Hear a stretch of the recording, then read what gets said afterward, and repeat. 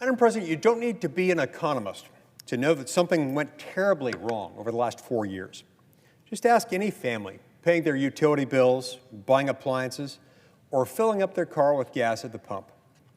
Prices skyrocketed and wages haven't kept pace, not even close. When Americans opened their energy bills, they didn't see climate plans. They saw costs piling up and questions they couldn't answer. Why is this so expensive? Why is Washington making it so much worse? With America's abundant resources, oil, gas, nuclear, geothermal, hydropower, etc., Biden's Secretary of Energy could have spearheaded an era of energy dominance and energy abundance. Instead, the opposite happened. Secretary Granholm used her position to funnel taxpayer dollars to her friends in Michigan, while the rest of the country struggled under soaring energy prices and mounting inflation. Under Secretary Granholm, the Department of Energy was reduced to a taxpayer-funded piggy bank for political allies and for her pet projects.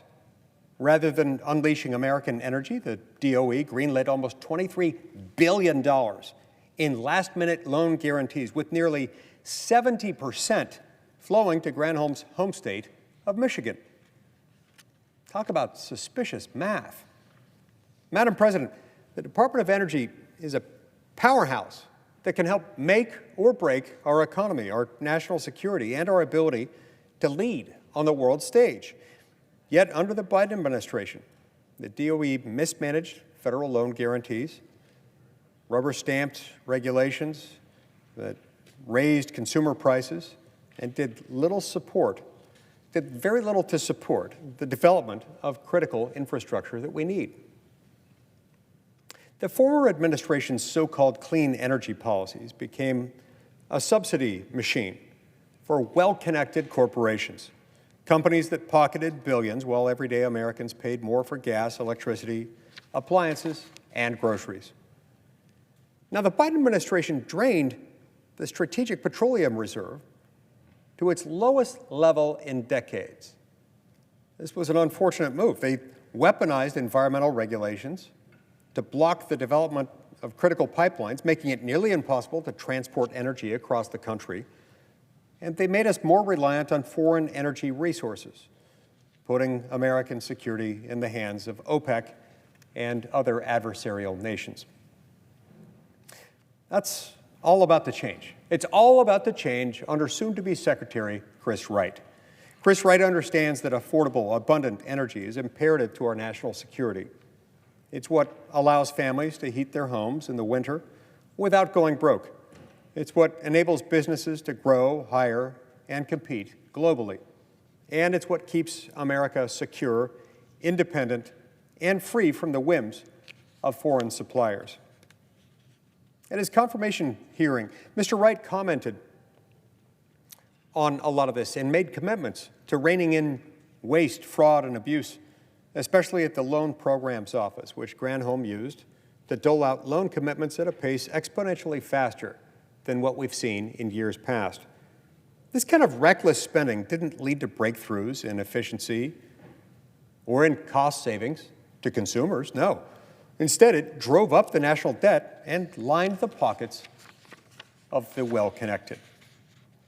Chris Wright won't treat the Department of Energy as a slush fund of sorts for political favors. No, his vision is simple. Get the DOE back on track, back to work on prioritizing energy abundance, technological innovation, and exports that strengthen our position on the global stage rather than weakening it. Mr. Wright also promised to renew the DOE's Appliance Standards Program, which has become another example of how the previous administration drove up costs all under the guise of energy savings. As nearly every American can attest, these regulations on common household appliances like dishwashers, dryers, and stoves, just to name a few, haven't made appliances work better or last longer. They've mostly made things more expensive and work not nearly as well. It's important to remember the extent to which they really have made things more expensive. Chris Wright understands that innovation doesn't come from forcing inferior products on consumers. It comes from creating an environment where better technologies can thrive. It's telling that even my colleagues across the aisle recognized Mr. Wright's competence, giving him really strong bipartisan support out of committee. Chris Wright deserves that same bipartisan support on the floor today. He deserves it because we all understand that continuing down this path, our current path, the path that we've been on over the last 4 years, this path of reckless spending and ideological crusades, is unsustainable. Chris Wright, of course, must do more than reverse the damage. He must rebuild trust with the American people and secure our place as the dominant global energy leader. We have a new path ahead, Madam President. Mr. Wright offers us a path where the Department of Energy serves the American people, not special interests. A future where entrepreneurs, not bureaucrats, are the ones who drive innovation. A future where energy abundance lowers costs, grows our economy, and protects our national security. We can continue down the path of inflated prices, of foreign dependence, and mismanaged resources.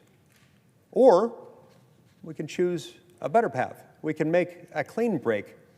We can choose leadership, prioritizing the American worker, the American family, the American consumer, and the American future. The failures of the past don't have to define our future. We find ourselves in the position where we can look at this and chart a course directed at what can be, unburdened by what has been. With Chris Wright leading the way at DOE, we can unleash American energy and ensure prosperity for generations to come. It's time, Madam President, for us to confirm Chris Wright as Secretary of Energy.